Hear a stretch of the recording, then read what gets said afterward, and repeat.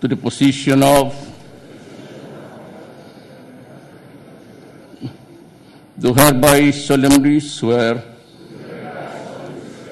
that I will faithfully discharge to the best of my ability the duties of my present position and of all others I may hereafter hold under the Republic of the Philippines. That I will bear true faith and allegiance to the same, that will obey the laws, legal orders, and decrees promulgated by the duly constituted authorities of the Republic of the Philippines.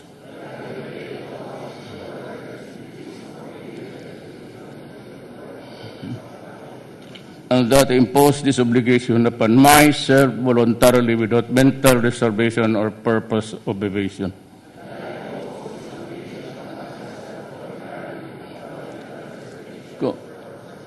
Congratulations, and may you serve the country well. Thank you very much. May we now invite the President for his message.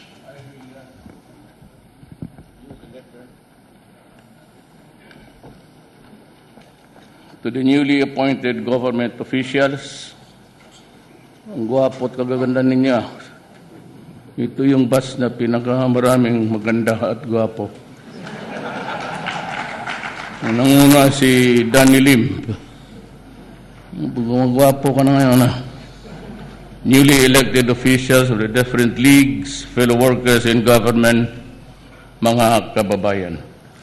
I'll just give you about a short story. 2015,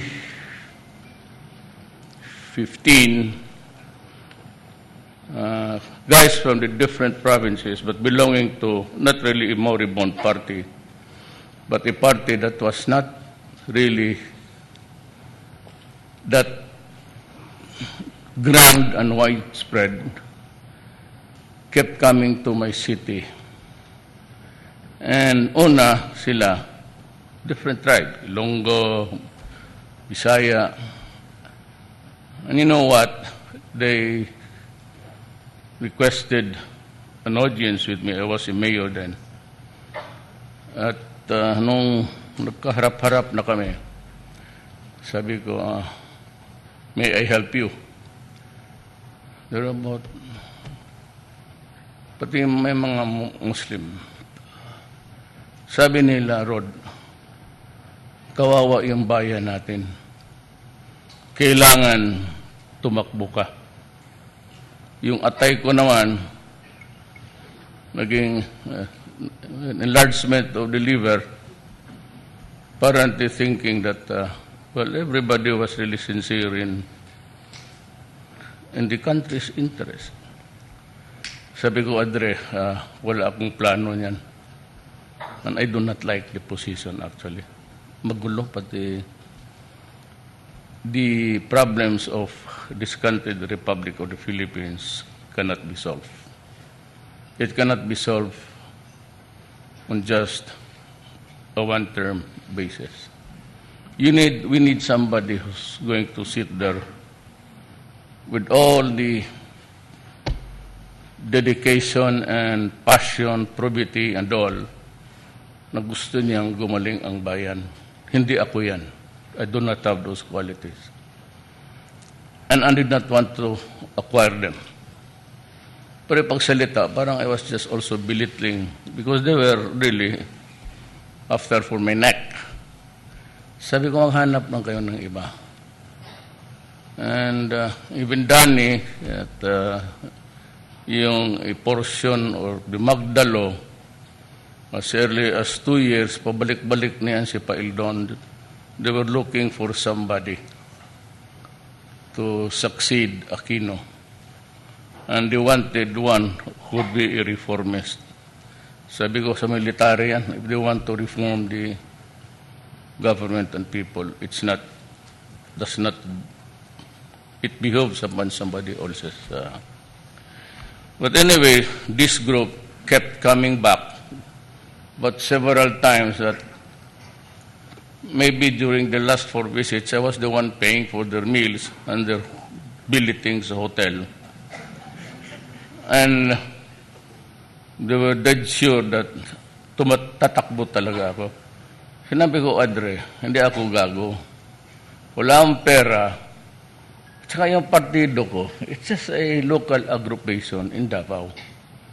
And ito, hawak ko ito. I've been mayor of the city for 23 years. Once upon a time, a congressman and a vice mayor to my daughter. Yung si Sarah, yung sinuntok na yung, binugbog na yung sheriff, yung panahon na yun. Sabi ko, hindi ako interesado at sa matanda na ako. I will only ensure the failure of my term. Hindi ko kaya talaga. And sige sila, so maraming tao magsabi na tumakbo ka, wala namang binibigay. Sabi ko, oo lang, oo. And kasi sa kami dito, Rod, ito may 5 billion kami nakataya. Wala ako natanggap, ha? Maniwala kayo, okay lang, hindi, okay rin. Never received a billion na ano. Pinakamalayo ko was, I think 200 billion. At grupo yon sa Davao. Marami kasi, it was, ang ano ko siguro sa palad, that most of my, yung kababata ko, sila Carlos Dominguez III, became rich and famous. And yun sila ang nagduodyok. Sabi ko, hindi ko talaga kaya. Sabi niya, gawain mo lang yung ginawa mo dito sa Davao. Ba't alam mo ba ang ginagawa ko dito? Basta Davao is hitting now a domestic growth rate of about 9, the highest so far. Pero yung may style ako na sarili na hindi ito pwedeng pang-national. Maraming mata eh. Maraming mata. It's not about money. It never has been an issue sa akin ang pera. Patayan. At babae raw. Pabalik-balik, babae. Kaya marinig na naman ako ni Chelsea. I was not joking. You listen to the tip. I was being sarcastic. I said, you behave, all of you guys, because I get to be blamed for anything. Sabi ko, you might be sa dalawa, tatlo, pero pang tatlo ako na ang masasabit diyan as your commander-in-chief. Kung mag-rape ka. You know why? Because yaman ang kalaban ng sundalo. Ang sundalo walang kalaban eh. Especially the American soldier. There has never been a fighting since Vietnam. Ang kalaban ng mga sundalo na Amerikano, yung mga Pilipina na babae pinagre-rape nila. Kasi dyan ako. So that's why I told Chelsea, why? When your father was screwing Lewinsky and the rest of the young girls there in the office of the president, on the table, on the floor, on the sofa, did you raise any? Mahirap na magsabi. I was not joking. Sarcastic ako na pagkatao. Yan mo ko. Hindi ako tumatawa. I am fond of hyperbole tapos sarcasm. Ganon talaga ako magsalita. I'm just warning the soldiers, you know, guys, you. But then balik tayo dito sa they kept on coming back. I cannot now remember the time I decided to run. Yung una, the filing, I did not. Kasi ayaw ko talaga. And so there was a lot of disappointment, hinayang. Well, itong grupo na to, I could sense their vim and vigor to campaign. It came to pass na naging presidente ako. So I got them into government service. First, I told everybody not to use low-numbered plates. I do not like it. Nakukornihan ako. Sa Bisaya na nahihilasan nga. Tumitindig yung balahibo kung kita ng gano'n. Because once upon a time, my father was also a cabinet member during the first term of Marcos. He was the Secretary of General Services. And at that time, I could remember the warning of my father to his driver and not to use the number 6 plate number. Kasi sabi ng tatay ko, kita mo yung mga tao kung magtingin sa atin. Di pa masyadong uso yung tint. No? You could almost guess what's in their mind. Pera nila, gasolina nila, tapos ikaw yan you sit in comfort and wallow in, samantala sila hirap sa traffic, hirap. That's the reason why I do not accept invitations local here. Because every time I use the public streets, akala mo malinis ang daan, parang Bernie Santo. But actually, I know na lahat ng kantong dadaanan mo, and they estimate your the leaving and arrival, but mga 15 minutes, nakabara na yung mga kanto. And everybody else goes to the sides. And you just don't know how you create exponential trouble behind those sa kanto na pinara mo. It piles up sa likod. Kaya hindi ako talaga tumatanggap. I'm sorry, but kasi nagta-traffic eh. Nahihiya ako sa mga tao. But if I can use the chopper, the helicopter, mas mabuti pa. Kuntahin mo yung gasolina na magamit mo at kunta yung sa gasolina ng wasted time and hours of the people. It's amount to nothing. Nung presidente na ako, appointed this guy and them to different office. And the first time I noticed he was the one first to go out of the country. He went to Washington and brought along some local officials. So tahimik lang ako. Because I told everybody not to use it sparingly. Na wag masyadong walang low numbered, and I said do not expect special treatment. I do not want you to ang tao talaga I don't know, but there seems to be an agenda all and every other people's mind. They may want to appear to you as a crusader, as a reformist or whatever. Pero kung kayo ang andyan, bantay kayo, there's always that nakatago. Hindi ko naman kasi lahat naman tayo dito mahirap eh. Kung mayaman kayo, bakit magkita-kita dito para trabaho? Just trabaho sa gobyerno, talagang patayan ito sa oras.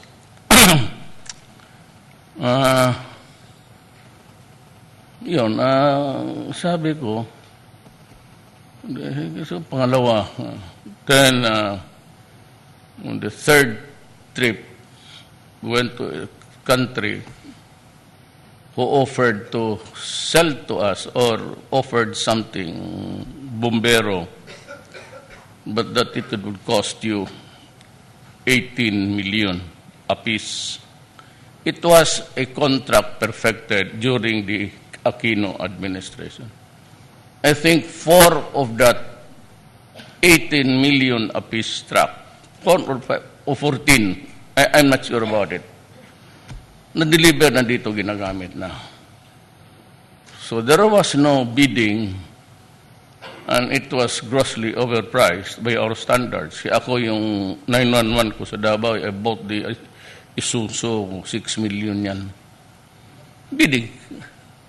At matibay. And if you have been to Davao, you should visit the 911. And it's all there for you to see. Ito ngayong kanya, he went there to sign the second tranche. Though there was already a pending case. And the office memo written by the legal office advised him to suspend muna in the meantime. Ayaw ko kung anong, he just went ahead to sign the second tranche, the second delivery. Doon ako na galit. Despite the advice of his legal officer, when I asked him dyan sa cabinet, sabi ko, bakit mo pinirmahan yung ano? Did you not read the office memo? Sabi niya, I was never furnished the copy. Yung kabalastugan, legal office mo, hindi mo nabasa yung memo. But Dominguez was right beside me. He was showing sa tablet niya. The wherewithals. Kaya I lost my patience. Very few times in my life that I would show an emotional outburst in public. Ayun, ano yun. But one time sa Davao, there was this regional meeting of the municipal mayors of Mindanao. Don't go down. Pati dito, all governors, pati city mayors, all over. Ibang araw lang. Sinabihan ko talaga sila, putang ina na, papapatayin ko talaga kayo.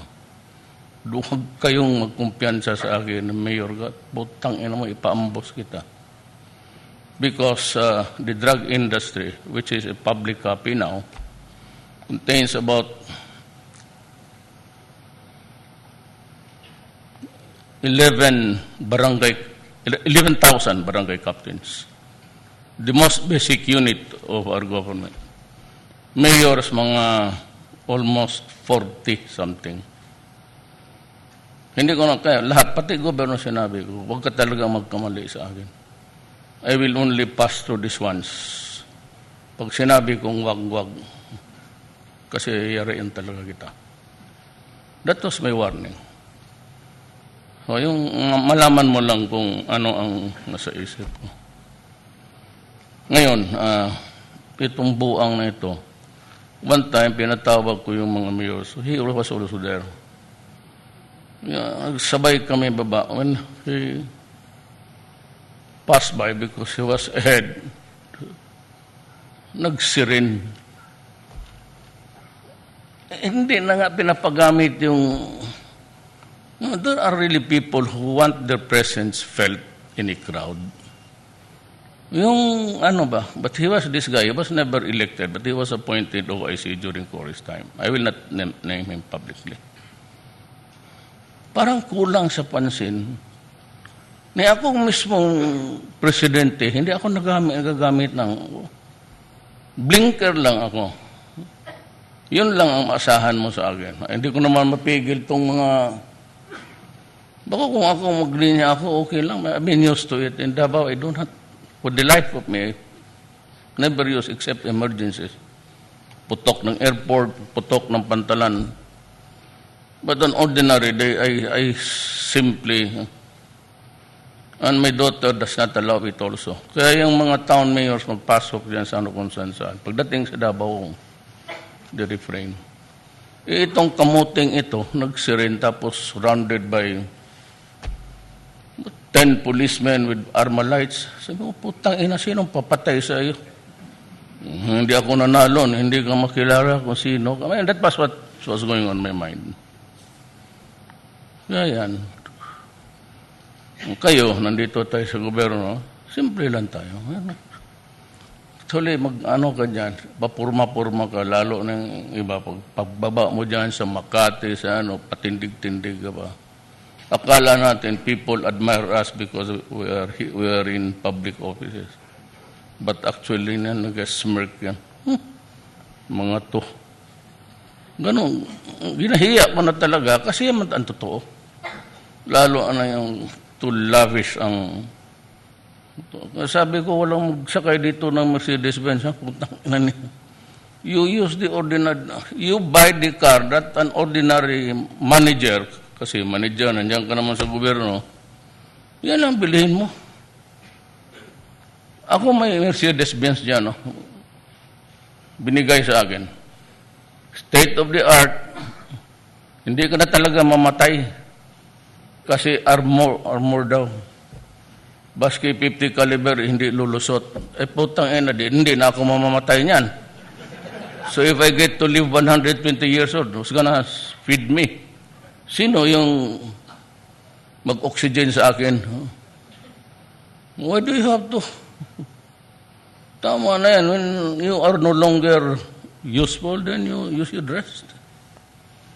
Ako, I'm 72. By the time I would leave this office, I'd be glad to collapse there and totally iwi ako sa Davao, cargo na lang. Yeah, totoo yan, ha? And I can show you my last will and testament that I will be cremated within 24 hours. No ceremony of any kind. My wake should strictly be private. And I just enumerated, excluded kayo lahat, the few people that I want to go there to visit me if they so wish. Maraming kuan sa... Hindi ako nagpabilib sa inyo. Pero gano'n naman talaga. Kung tanong kayo ng taga-Davao, that's how I'm full of sarcasm and yung storytelling na, gano'n. Yung morbid. Pero yan talaga ang totoo. No necrological services. Kasi member ako ng Congress, no? Hindi, badalhin ka dyan.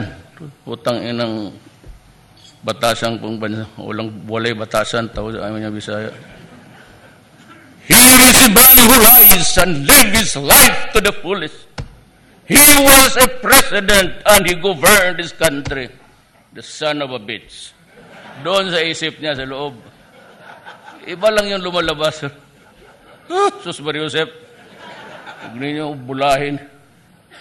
Kaya ganon. Kaya dito walang utang-utang na loob. Ay, nagtrabaho ka, expect you to. Yun ang utang na loob mo sa tao, katrabaho ka. I do not collect. Nothing. Wala akong, aking konsya dyan is just to be simple so that hindi tayo kayo. Pero ako, they can always, itong media, they can accuse me of anything except yung corruption. Na ito nga yung, if you care to listen, is there any other, ano yun? Yung o-taking na ng AP? Kasama mo mag-o-taking na promote? Dalain ko na lang, baka magkudita itong mga buang na ito. Kasi andyan sa cabinet ko, si Simato, who was also assigned in Davao. So we became friends. In the area where I was also mayor. Si Galvante, he was the regional. Most of the cabinet ko, halos lahat na mga military na. Alam mo kasi, pati ako, si Gloria, si Pinoy, alam mo bakit kinukunan namin ang mga military? Sa sensitive. Yan lang utusan mong matino. Pag sinabi mong gawin mo yan, ginagawa talaga. Yung mga no insults intended, yung mga CISO, first grade eligible, mabuti lang yan sila kung nag-agawan pa sa ladder of authority sa opisina. Pagdating yung director ng yawa na assistant director, becomes indolent, tamad at hindi na nagre-report ng opisina. Half a day, the other half nandoon sa mall. Sige, tingin, wala naman pera. Kaya ganon. Well, anyway, let me just run you through what's really happening. Alam mo yung rebellion ngayon sa Mindanao, it's not Mauti. It's purely ISIS. with different brands kasi sila yung nag-umpisa. Actually, ang Maote brothers went to Libya and the other one, I think, they went there. Itong Marawi na ito has long been planned. It could not be just a decision now, let's go to Mindanao. Plano na ito lahat. And it's a long time. So ako naman, as a student of, you know what, history and maybe, nung si Hapilo na pinadala sa Central Mindanao, and he was anointed as the mayor, doon ako nakaamoy na something terribly wrong is going to happen. Kasi dala-dala na yung ISIS. Yung Maote is just the family name of two brothers. They started, and I warned you before, I'm warning you now, na ang ISIS walang pera. And I said, by the time that they are pushed back and they lose the land mass, they will scamper to everywhere. Dito ang nagpa-fuel sa insurrection, drugs. Sinadya talaga nila yan. Naluto ng luto. Dito naman, Chinese.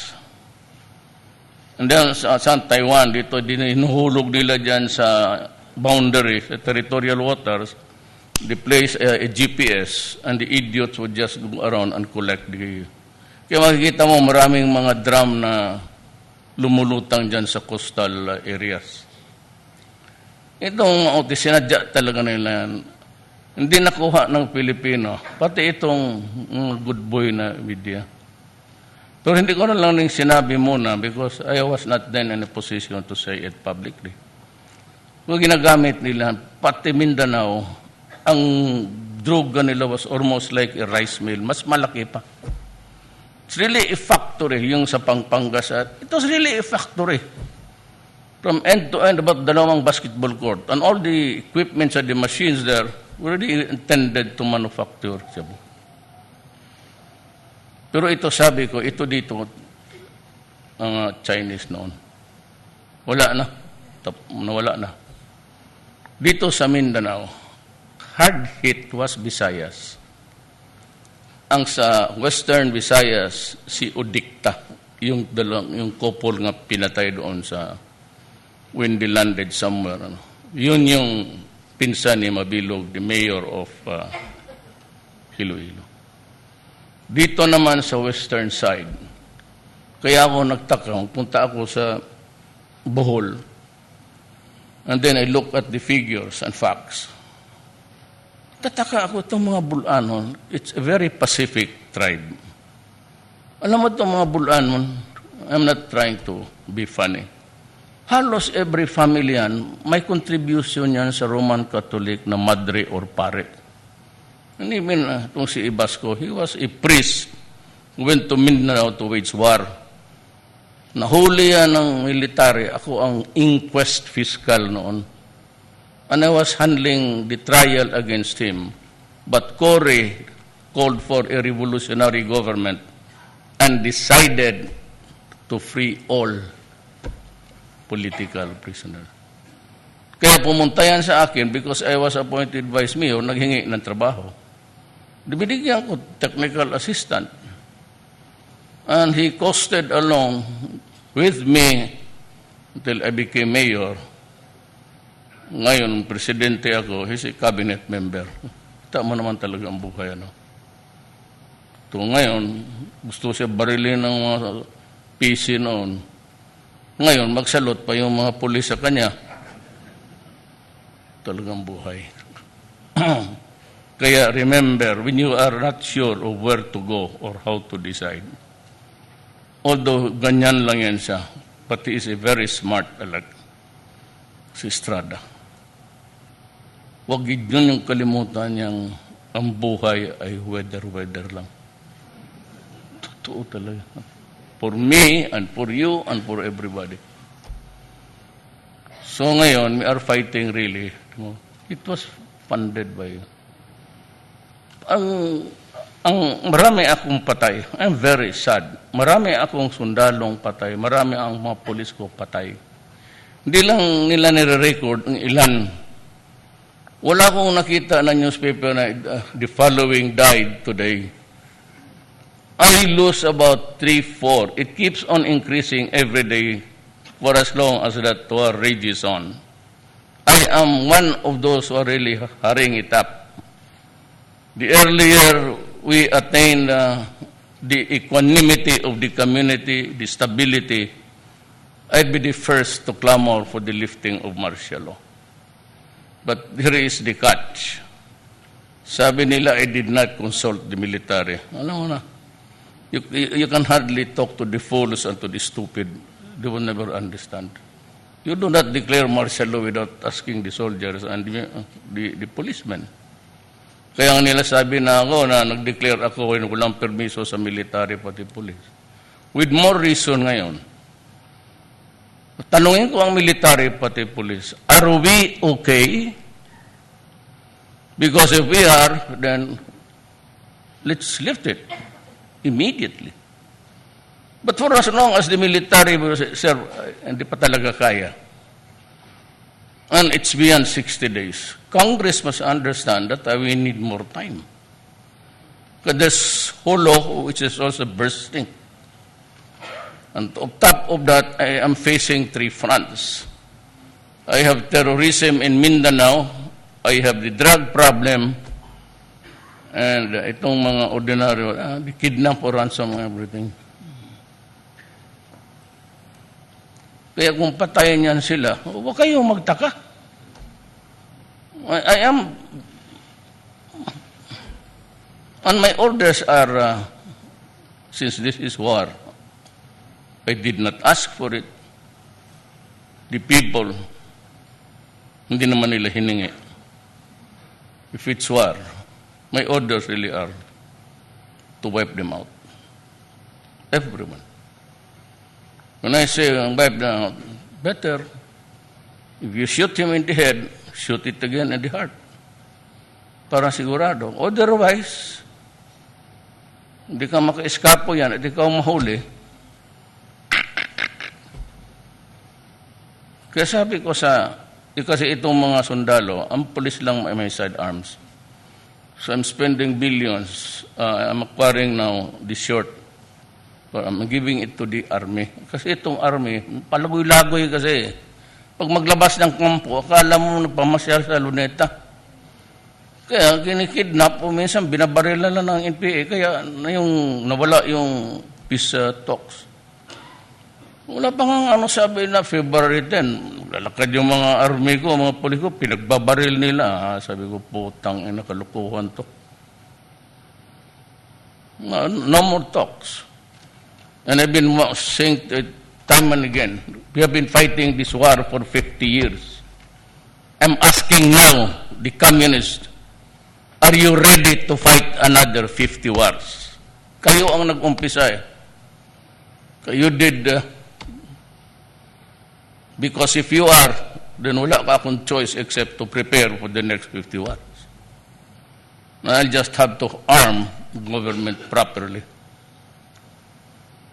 So yan ang... Kung sabi mo anong order ko, igera to, patayan to. Nobody asked for it. Bakit kita bubuhayin kung kaharap na ka ng... Kung barilin mo sa ulo, shoot him again in the heart. Then I am assured with 2 bullets... Wala na akong papakainin ko pa yung putang inang yan. Gasto pa. Patayan mo kaya gusto mo. Sige. And I've been trying to warn them. How many times did you hear me? Do not force my hand into it. Please. When they started to place IED, improvised explosives device, sa Zamboanga High School, sa Marawi, yung granada dyan sa library. Do not do that because you'll force my hand if you start to harm innocent civilians, especially children. Ay, inatake talaga yung So, So just an information for everybody. At yung istorya ko naman, kalimutan yun. If you are not into it, palusutin nyo sa tenga. But for those who are really vain, meron in this room siguro mga dalawa lang ang matino, lahat siguro medyo vain ka na there. Biro lang. Let's have the pictures for posterity. Thank you very much, Mr. President, for your message. We will now proceed, as instructed by the President, with the photo-taking opportunity. We will have 10 batches. May we now invite our first batch to please proceed on stage. Thank you.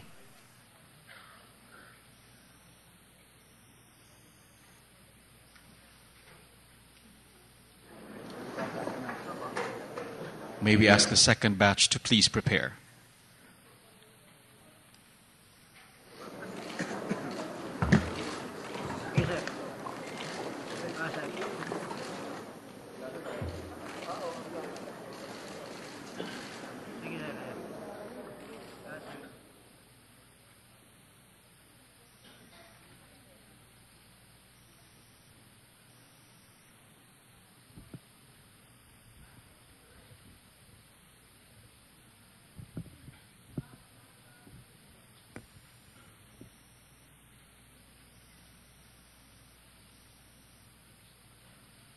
Thank you. May we now proceed with the second batch.